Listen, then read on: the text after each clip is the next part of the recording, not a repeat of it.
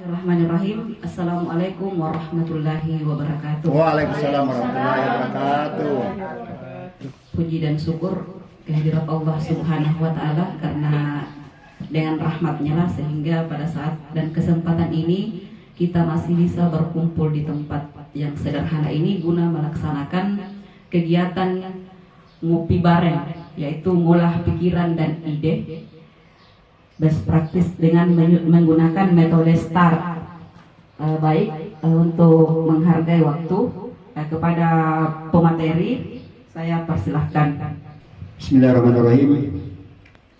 Assalamualaikum warahmatullahi wabarakatuh. Alhamdulillahirabbil alamin. Puji syukur kepada Allah Subhanahu wa Ta'ala. Pembelajaran itu berpusat pada peserta didik, dan ini metodenya sangat sesuai dengan itu. Apalagi nanti pada pekan ini kan kita rencana pekan depan ya, rencana ada listen study, dan ini salah satu bentuk metode yang bisa kita gunakan di dalamnya, meskipun tidak tertutup untuk menggunakan metode-metode yang lain yang kita anggap masih relevan dan tepat di dalam pembelajaran paradigma baru atau pembelajaran yang berpusat pada peserta didik, dan apalagi dengan dikaitkannya dengan pembelajaran berdiferensiasi ya. Kita juga mencari metode-metode yang bisa dikolaborasikan dengan pembelajaran berdiferensiasi itu ya, karena di sini nanti akan kelihatan apa yang menjadi tantangan kita ya, atau apa yang menjadi kendala kita dalam pembelajaran selama ini, sehingga kita merasa gelisah ya, karena guru yang baik itu kan guru yang selalu gelisah dengan kondisi peserta didik yang dihadapinya. Jadi ada tantangannya nanti di sini, tantangannya apa, kendalanya seperti apa, kondisi yang kita rasakan dalam pembelajaran. Ini di sini masalahnya, di sini kekurangannya, di sini hambatannya, sehingga itu menjadi catatan buat kita dalam dalam menggunakan metode ini. Dan nanti akan dijelaskan secara rinci oleh Ibu Murni. Lalu nanti Assalamualaikum warahmatullahi wabarakatuh. Sebelumnya terima kasih atas kesempatan yang diberikan kepada saya dan teman-teman yang bersedia hadir pada hari ini. Meskipun tidak semuanya bisa hadir, berarti teman-teman yang hadir hari ini semangatnya masih semangat 45 ini Pak. Ada panggilan jiwa, Bu. Iya, ada panggilan jiwa ini karena bersedia hadir pada hari ini. Iya, pada hari ini kita akan melaksanakan ngopi, ngolah pikiran dan ide, yaitu kita akan membahas mengenai best practice. Nah, best practice ini kita menggunakan metode STAR. Tadi sudah sempat disinggung oleh Bapak Kepala Sekolah bahwa metode STAR itu metode yang relatif baru dirancang ya Pak ya, selama kurikulum Merdeka ini. Makanya mungkin memang perlu kita bagi ke teman-teman agar yang memahami itu bukan hanya 1-2 orang saja. Ya. Metode STAR ini digunakan biasanya untuk bercerita. Artinya kita ketika kita membagikan pengalaman kita, itu akan lebih mudah disampaikan ke orang lain itu melalui metode bercerita. Nah, berceritanya itu kita menggunakan STAR.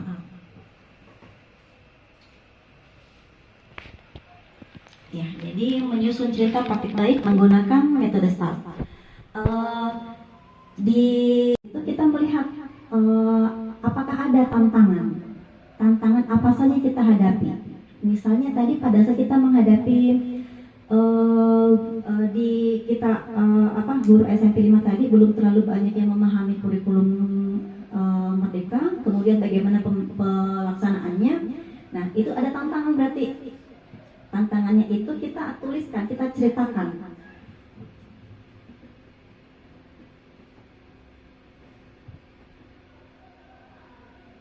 Ya, kira-kira apa saja tantangan yang kita hadapi untuk mencapai tujuan tersebut. Jadi tujuannya kalau kita sudah mengetahui situasi bahwa kita guru kita itu belum kurang bisa melaksanakan kurikulum merdeka, berarti tujuan kita adalah semua guru di SMP 5 itu sudah bisa nanti atau apakah dan sebagainya. Mungkin boleh ditanyakan. Silahkan teman-teman. Iya, silahkan Ibu Yasriati. Ya, Assalamualaikum warahmatullahi wabarakatuh.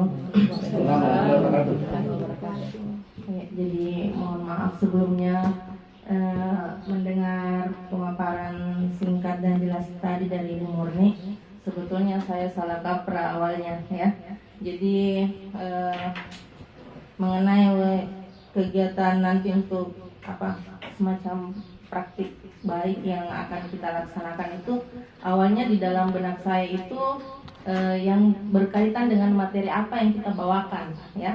Jadi saya selalu menghubungkan kendala apa yang kita hadapi di setiap KD yang akan kita capai ya. Begitu awalnya yang di dalam benak saya ya. Jadi misalnya anggaplah saya ambil materi ini kelas 9 mengenai cerita inspiratif ya.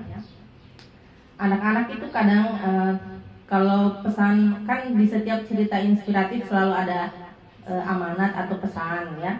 Jadi anak-anak itu kalau pesannya tertulis di dalam teks itu dia mudah untuk menemukan, tapi kalau pesan secara tersirat dia agak susah untuk memberikan tanggapannya atau pendapatnya ya mengenai pesan yang tersirat itu. Jadi di dalam pemikiran saya sebelum kegiatan ini seminggu yang lalu sudah saya rancang di dalam kepala saya seperti apa ini metode STAR. Ternyata kita angkat satu permasalahan. Kalau saya Ibu anggapannya mengangkat satu permasalahan dari yang berhubungan dengan kendala apa yang kita hadapi dalam mencapai kompetensi dasar yang ingin kita selesaikan dalam materi tersebut ya.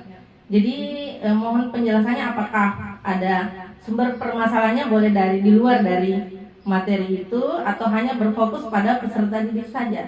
Ya, terima kasih. Pertanyaannya cukup menarik ya. Tentang apa yang angan-angannya yang ada di pikirannya 1 minggu sebelum kita laksanakan metode STAR ini mungkin beda dengan apa yang dijelaskan tadi. Dan inilah enaknya ngopi bareng, artinya kita mengolah pikiran dan ide bagaimana cara untuk mendapatkan solusi terbaik.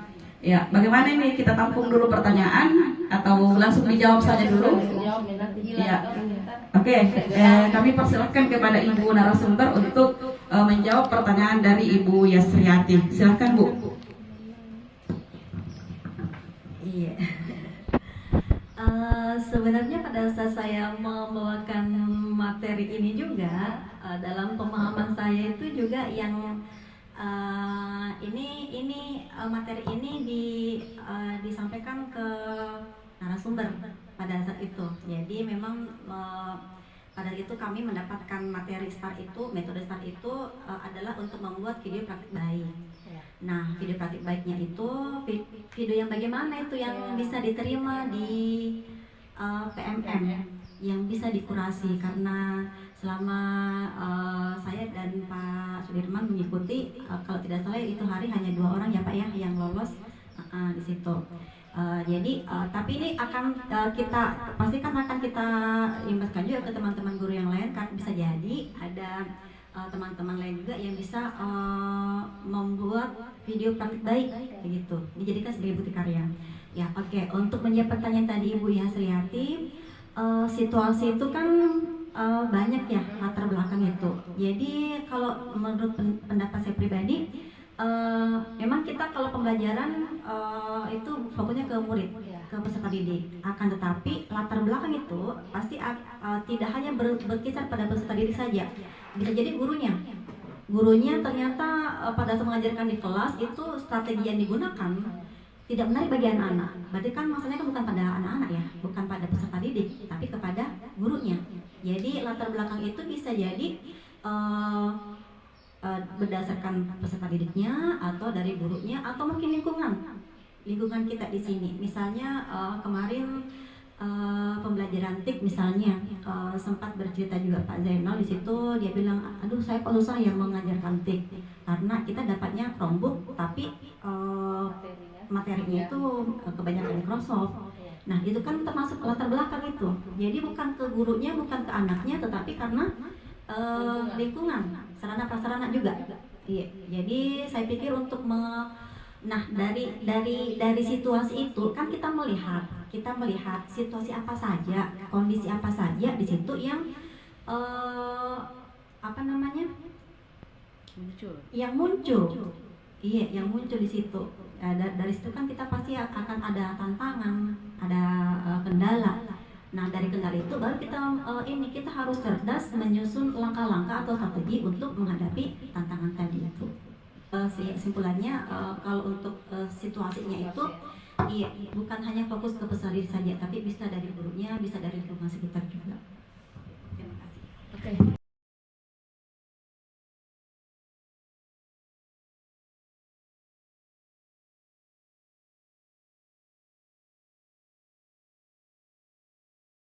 Intinya dari kegiatan ngopi bareng ini adalah mari kita bekerja sesuai dengan kemampuan. Kemudian apa yang kita anggap ini yang perlu dilaksanakan, kita laksanakan, dan tidak usah takut salah. Ya, kalaupun misalnya ada kesalahan ataupun ada kekurangan, mari kita perbaiki bersama-sama dalam kegiatan ngopi bareng selanjutnya. Amin. Baik, saya akhiri dengan ucapan nun wal kalam wa ma yasurun. Wassalamualaikum warahmatullahi wabarakatuh. Waalaikumsalam.